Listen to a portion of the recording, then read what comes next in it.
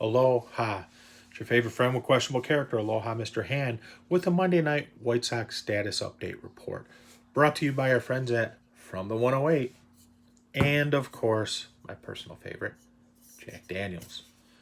So, the AL and NL Rookies of the Year were named today.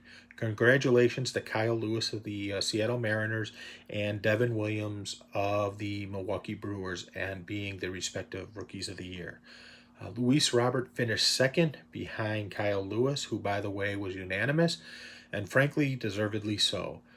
Robert didn't have that horrendous September swoon. He probably could have won the award, but he just dropped off so bad in September he could not recover from it. So, congratulations to those fine gentlemen for winning those awards. Tomorrow night, the Manager of the Years are named. Ricky Renteria is one of the finalists in the AL. And I think, honestly, that Kevin Cash has that award locked up just because, let's face it, the awards are voted on before the postseason starts. And I think what Tampa did definitely merits him winning that award. Now, you can argue about the World Series and what happened there, but the votes are already tabulated before that happened. So I think Cash gets it in going away, to be quite honest with you. And I think Don Mattingly should be unanimous in the National League just for the fact of what the Marlins went through and they were able to make it into the playoffs based on the COVID stuff and everything else. So those are my picks for tomorrow. For the Cy Young, I think, let's face it, if there's one award that's a lock, gimme, this is a done deal. Shane Bieber winning the AL Cy Young on Wednesday is it. I don't think there's going to be a contest. I think the guy's going to be unanimous, to be honest with you. To be further honest with you, I don't even know who he's up against because I think that's how far and away he's taken it. I know Maeda is in there with him and Ryu are the other two finalists, but I think it's Bieber and a landslide. On the NL side, DeGrom may get that third, but you got to look at Trevor Bauer too. Bauer put up some very impressive numbers, so I think it's a dogfight between those two, but I honestly believe that in the end it'll probably be Bauer, which will just add value to his free agent contract that he's going to sign with some team going forward. And I'll cover free agency in a little bit. And then on Thursday, the one most Sox fans are interested in, the AL and NL MVPs are named. I honestly believe Jose Abreu should win the AL MVP. The thing that concerns me, and Ken WO said so well, is there's a Yankee on the ballot, and DJ LeMahieu, and sometimes they have a way of getting votes just because they are a Yankee. So I think Abreu should win, but I think LeMahieu's going to make it close. That's my personal guess. In the NL, Mookie Betts put on a hell of a year, but I think it's Freddie Freeman's to win. I think Freddie Freeman, considering he had COVID and what he was able to do, I think Freddie's got that locked up. So like I said, the award ceremonies are at 5 o'clock each day. Manager is tomorrow on Tuesday. The Cy Youngs are on Wednesday, and the MVPs are on Thursday. So all will be broadcast on MLB Network, so if you want to watch, you can tune in then at 5 o'clock on each day. So shifting gears and talking about one of the other things I want to talk about was the coaching staff. And I know a lot of people are still upset about Chris Fetter going to the Tigers, but look at it realistically, people. This is a guy who lives in Ann Arbor, close to Detroit, turned down a job with the Yankees. So if he turned down a job with the Yankees, why would you think he'd go to the White Sox? When Detroit is right there, he doesn't have to pick up and move his family or anything else. He can stay in the same house and everything. Let's pump the brakes a little bit on the angst about not getting the flavor of the month pitching coach. The White Sox pitching coach, let alone coaching staff, really hasn't been announced yet, which that's a whole other thing. If you're frustrated about the fact that it's not announced, I'm right there with you. I wish it was announced too. I'd like to know. But one of the things I will hazard a guess at, I believe that Joe McEwing is staying. I know that Tony is a huge Joe McEwing fan, back from Joe's days as a player in St. Louis in 99, 2000, around that time frame. So I can see McEwing staying. Now, will McEwing be the bench coach or will he be the third base coach? I don't know yet.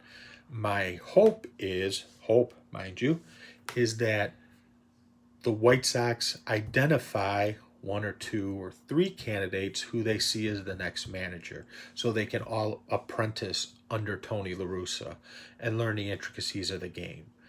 I would expect Jershali to be part of the coaching staff, to be honest with you. And there's a couple candidates from the outside that I would like to see. I'm not going to go into who they are. The 108 guys know who I feel is a great candidate for this. So I will rely on them to keep me honest. If I say that, if that person's named and I say I knew it, they can vouch for it because they know. But I'm not going to go into it right now. Just say one of them's the son of a Hall of Famer. But I would love to see the coaching staff named. I think they should get it done sooner rather than later because I think it would also help out. It might hurt too in free agency, which is the next subject I wanted to talk about. So, free agency in the White Sox, it's a very weird dynamic with this team because last year they did something smart. They jumped the market and signed Grandal early, which was, I want to say, just before Thanksgiving. The text message came across that the White Sox signed Grandal. I hope they take that approach again with one of their needs, filling one of their needs, whether it's DH, right field, starting pitcher. I would like it to be starting pitcher, but I honestly believe that one might be a simmer for a while in the free agent market, while I think in some of the other respects, mainly right field and DH, you can possibly jump the market and sign someone early and set the market. And that to me leads to one of my biggest frustrations with the White Sox. This is a team that hopes for luck. Oh, let's not add the top of the line. Let's add the mid-range guy and maybe we'll get some breaks. Or let's hope we get some breaks. Sorry, you're the biggest market in this division. You're the third biggest market in baseball. You shouldn't be hoping for luck. You should be making your luck. You did this rebuild. You supposedly saved so much money. Now is the time to strike. Not only because there will be some depressed assets available because of the pandemic, but also Cleveland is telling you. How are they telling you? They're telling you that they are looking to take a step backwards because they're letting it be known that they're willing to trade Francisco Lindor. They're telling you they're willing to take a step backwards. Now is the time to strike. Now is the time to put your foot on the throat of the division and take it. Not hope someone gives it to you, but to take it. Enough of this crap with, oh, if we get the breaks, we can win. No, it should be, we're making our breaks and we're going to win. That's what it should be. So it should be every year, to be honest with you, but that's especially what it should be now. This moment is made for it. You couldn't have things falling for you better at this moment in time. You have a 3, 4, 5 year window where you can dominate. And I'm talking about dominating the division like the Indians did in the 90s. Or like the Tigers did in 2012, 13, 14, all those years. I'm talking about that kind of domination. It's an embarrassment that the Chicago White Sox, a charter franchise of the American League, the biggest market in this division, has never, ever, again, ever made back-to-back playoff appearances. Every other team in this division has made back-to-back playoff appearances except the White Sox. Have some freaking pride and put that to rest. Go out and make your luck. Don't look for it and hope that, oh, well, if the earth, the sun, and the moon are all aligned, maybe we can win enough games to get a wild card spot. No. Go out there and say, you know what? We're adding resources so we win enough games to win the division. That's part of what frustrated me at the end of last season. They had the division in their sights. They had the number 2 seed in their sights. Hell, they did have for a little while the number 1 seed in their sights. And they dribbled it away. I almost swore. I'm trying not to swear, so I almost swore. And they dribbled it away in the last week and a half, which I believe led to Ricky being fired. And I'll be honest with you, I can tell you the exact moment where I felt Ricky should go, and it was when he brought Yolmer Sanchez in to pitch against the Cubs on that Friday night game, last series of the season. But that's, that's neither here nor there at this point. But I just hope that the White Sox strike early in free agency. Yes, I'd love to see them sign Bauer. Absolutely, I would. But realistically, that ain't a White Sox type move. Hopefully, they surprise us. I do believe that they are going to spend money, because I don't think they bring Tony La Russa in to do the hope and wish and pray, and maybe if we're lucky, we get all the breaks.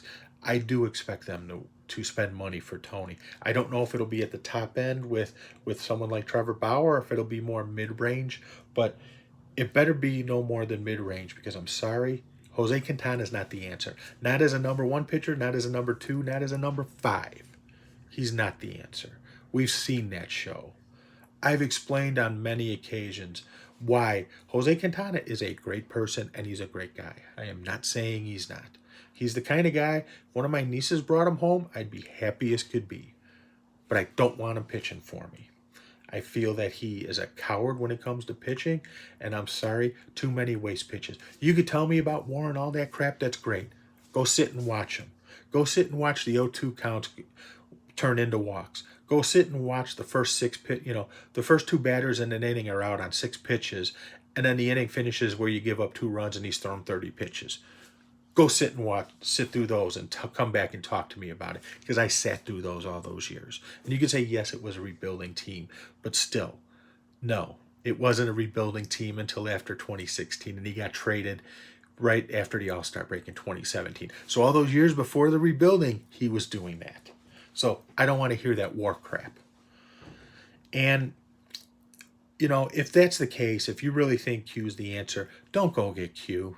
You already have that alternative on the roster. Extend it off, tender a contract to Ronaldo Lopez and see if he can work it out with the new pitching coach. I think Lopez has a lot more talent. We've seen some of the talent. We have. In 2018, we saw it. But he managed to regress in 19 and 20. Did he regress because of the coaching staff, or did he regress because he's a head case, or it was a dead cat bounce in 18? I don't know. But I think he'd be a cheaper alternative to find out than bringing Quintana in. Lastly, I'm done with that rant, by the way.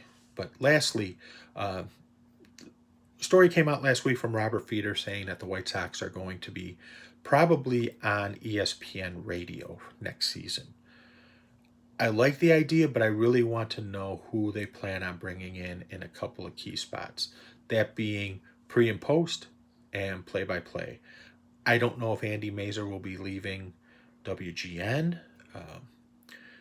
They keep DJ, or if they let DJ go. Play-by-play wise, who I'd love to see him bring back, I would love to see Dave Wills come home. Southside boy, grew up rooting for the White Sox, does a great job with Tampa, and honestly, let's face it, he's got a pretty sweet gig in Tampa too, so it might be a little hard to get him away from there, but that's one guy I would love to see come back. And as far as pre- and post-game host, I've made it known before who I would like to see. I'd love to see Layla Rahimi in that position. I think she did a great job on NBC Sportsnet with Ozzy doing pre and post before she was terminated. Stupid move by them, in my humble opinion, but my fear is that we'll wind up getting someone like David Kaplan as the pre- and post-game host. Mr. Cub calling the pre- and post for the White Sox. Please, God, no. I'm sure there's a lot of people, even on the Cubs side, who would say, please, God, no. But that's all I got for tonight. Hope everyone's doing well. Hopefully we get some news and get the stove cooking. It should hopefully be a fun off season, but I just hope the White Sox don't pull another Manny Machado fiasco, to be honest with you. Thanks a lot, everyone. Talk to you later. Bang.